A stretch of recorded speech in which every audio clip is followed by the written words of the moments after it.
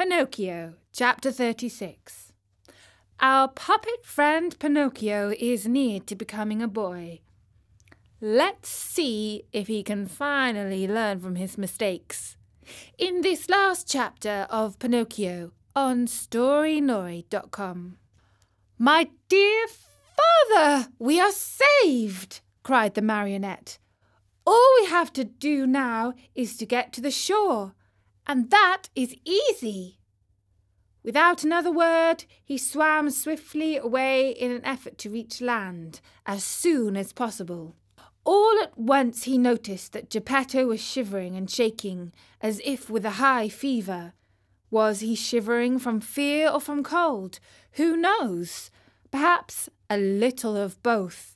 But Pinocchio, thinking his father was frightened, tried to comfort him by saying, "Courage, father! In a few moments we shall be safe on land." "But where is that blessed shore?" asked the little old man, more and more worried as he tried to pierce the faraway shadows. "Here I am, searching on all sides, and I see nothing but the sea and sky." "I see the shore," said the marionette. "Remember, father, that I am like a cat. I see better at night than by day." Poor Pinocchio pretended to be peaceful and contented, but he was far from that. He was beginning to feel discouraged. His strength was leaving him, and his breathing was becoming more and more laboured. He felt he could not go on much longer, and the shore was still far away. He swam a few more strokes. Then he turned to Geppetto and cried out weakly, "Help me, father! Help, for I'm dying!" Father and son were really about to drown when they heard a voice, like a guitar out of tune, call from the sea. "What is the trouble?" "It is I, and my poor father." "I know the voice. You are Pinocchio." "Exactly. And you?" "I am the tunny, your companion in the shark's stomach." "And how did you escape?" "I imitated your example. You are the one who showed me the way, and after you went, I followed." "Tunny, you arrived at the right moment. I implore you, for the love of your dear children, the little tunnies, to help us, or we are lost." "With great pleasure indeed. Hang on to my tail, both of you, and let me lead you. In a twinkling you will be safe on land." Geppetto and Pinocchio, as you can easily imagine, did not refuse the invitation. Indeed, instead of hanging onto the tail, they thought it better to climb onto the tunny's back. "Are we too heavy?" asked Pinocchio. "Heavy? Not in the least. You are as light as seashells," answered the tunny, who was as large as a 2-year-old horse. As soon as they reached the shore, Pinocchio was the first to jump the ground to help his old father. Then he turned to the fish and said to him, "Dear friend, you have saved my father, and I have not enough words with which to thank you. Allow me to embrace you as a sign of my eternal gratitude." The tunny stuck his nose out of the water, and Pinocchio knelt on the sand and kissed him most affectionately on his cheek. At this warm greeting, the poor tunny, who was not used to such tenderness, wept like a child. He felt so embarrassed and ashamed that he quickly plunged into the sea and disappeared. In the meantime, day had dawned. Pinocchio offered his arm to Geppetto, who was so weak he could hardly stand, and said to him, "Lean on my arm, dear father, and let us go. We will walk very, very slowly, and if we feel tired, we can rest by the wayside." "And where are we going?" asked Geppetto. "To look for a house or a hut where they will be kind enough to give us a bite of bread and a bit of straw to sleep on." They had not taken 100 steps when they saw two rough-looking individuals sitting on a stone, begging for alms. It was the fox and the cat, but one could hardly recognize them. They looked so miserable. The cat, after pretending to be blind for so many years, had really lost the sight of both eyes, and the fox, old, thin, and almost hairless, had even lost his tail. That sly thief had fallen into deepest poverty, and one day he had been forced to sell his beautiful tail for a bite to eat. "Oh, Pinocchio," he cried in a tearful voice, "give us some alms.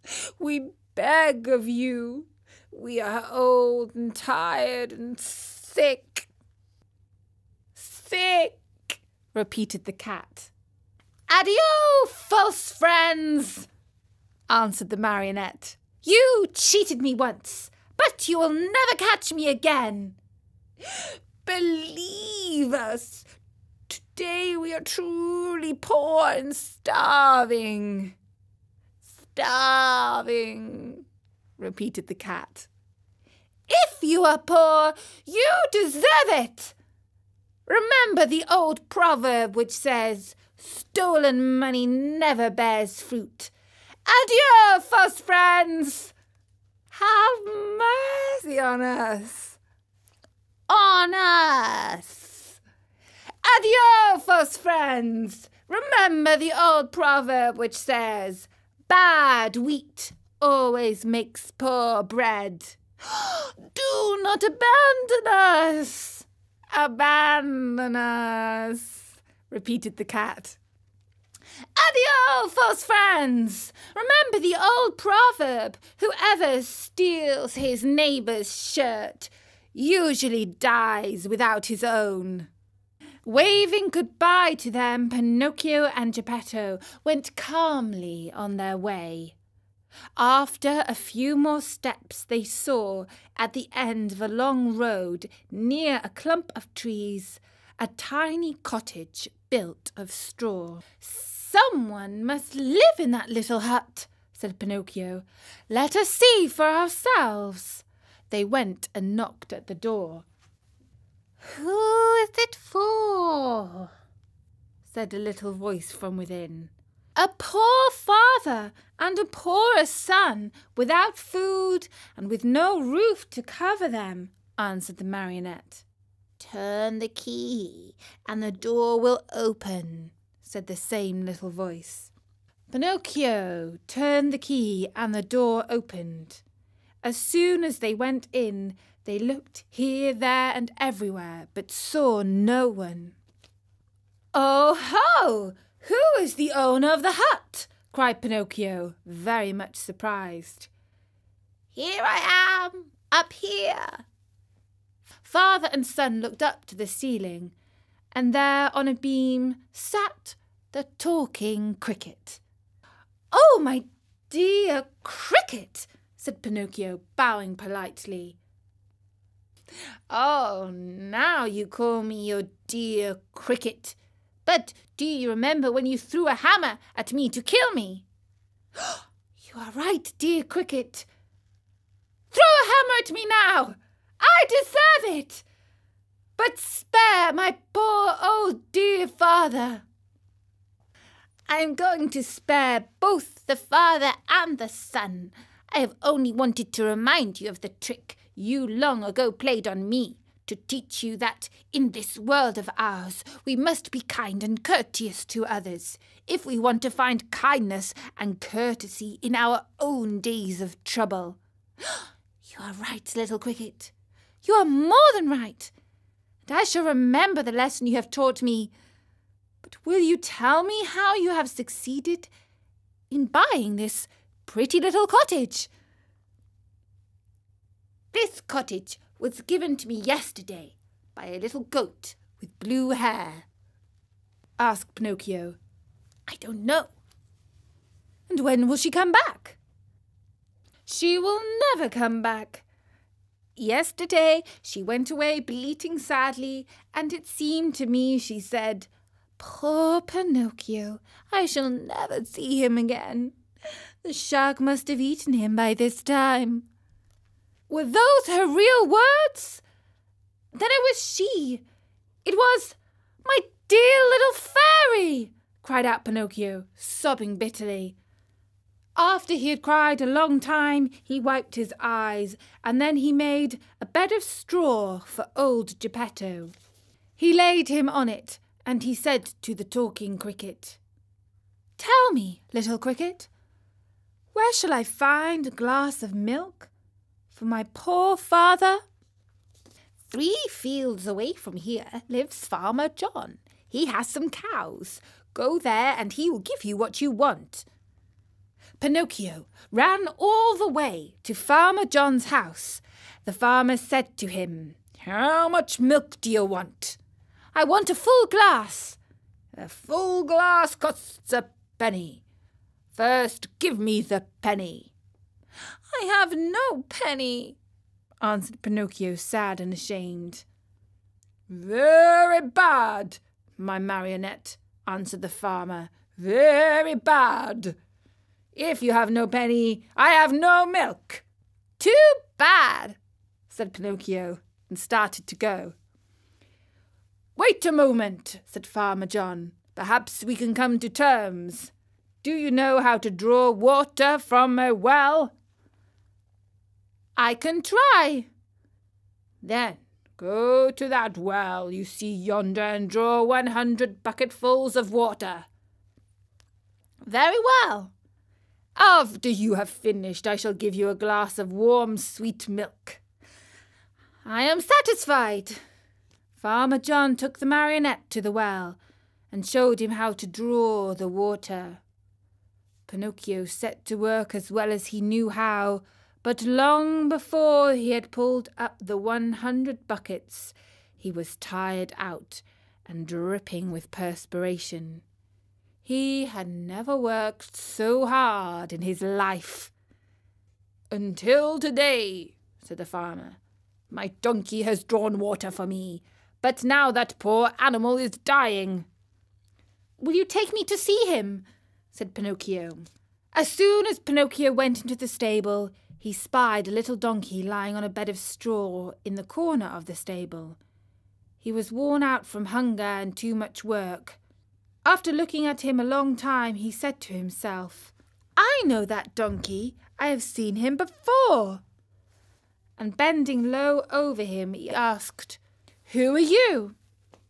At this question, the donkey opened his weary, dying eyes and answered in the same tongue, "I am Lampwick."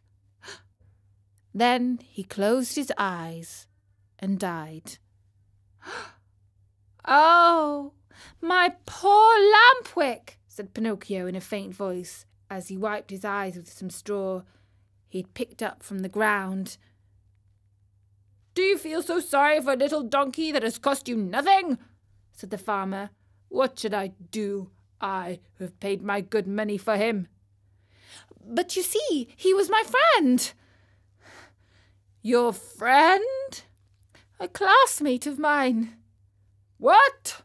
shouted Farmer John, bursting out laughing. "What? You had a donkey in your school? How you must have studied!" The marionette, ashamed and hurt by these words, did not answer, but taking his glass of milk, returned to his father. From that day on, for more than 5 months, Pinocchio got up every morning, just as dawn was breaking, and went to the farm to draw water. And every day he was given a glass of warm milk for his poor old father, who grew stronger and better day by day. But He was not satisfied with this. He learnt to make baskets of reeds and sold them.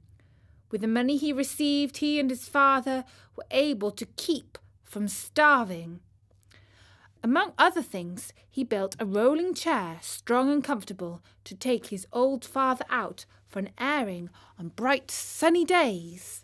In the evening, the marionette studied by lamplight, and with some of the money he earned, he bought himself a second-hand volume that had a few pages missing, and with that he learnt to read in a very short time. As far as writing was concerned, he used a long stick at one end of which he had whittled a long fine point.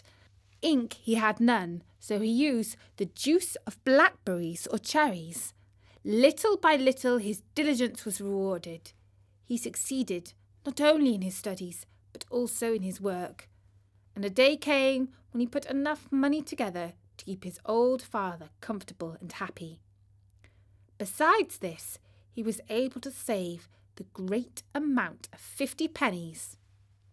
With it, he wanted to buy himself a new suit.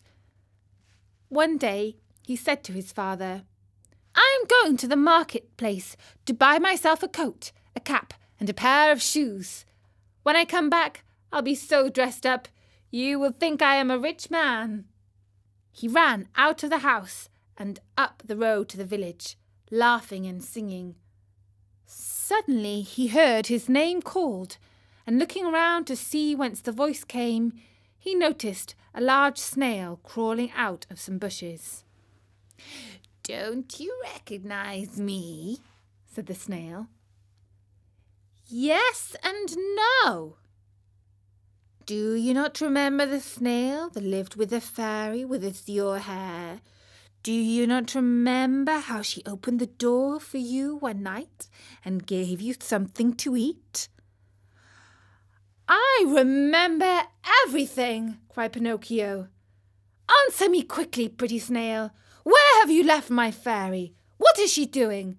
Has she forgiven me? Does she remember me? Does she still love me? Is she very far away from here? May I see her?" At all these questions, tumbling out one after another, the snail answered, calm as ever, "My dear Pinocchio, the fairy is lying ill in a hospital." "In a hospital?" "Yes, indeed. She has been stricken with trouble and illness, and hasn't a penny left with which to buy a bite of bread." "Really? Oh, how sorry I am! My poor dear little fairy! If I had 1,000,000, I should run to her with it. But I have only 50 pennies. Here they are. I was just going to buy some clothes. Here, take them, little snail, and give them to my good fairy." "What about the new clothes?" "What does that matter? I should like to sell these rags I have on to help her more. Go and hurry. Come back here within a couple of days, and I hope to have more money for you. Until today I've worked for my father. Now I shall have to work for my mother also.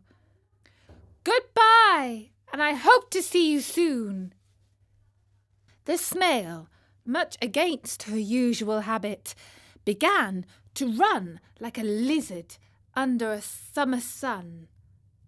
When Pinocchio returned home, his father asked him, "And where is the new suit?" "I couldn't find one to fit me. I shall have to look again some other day."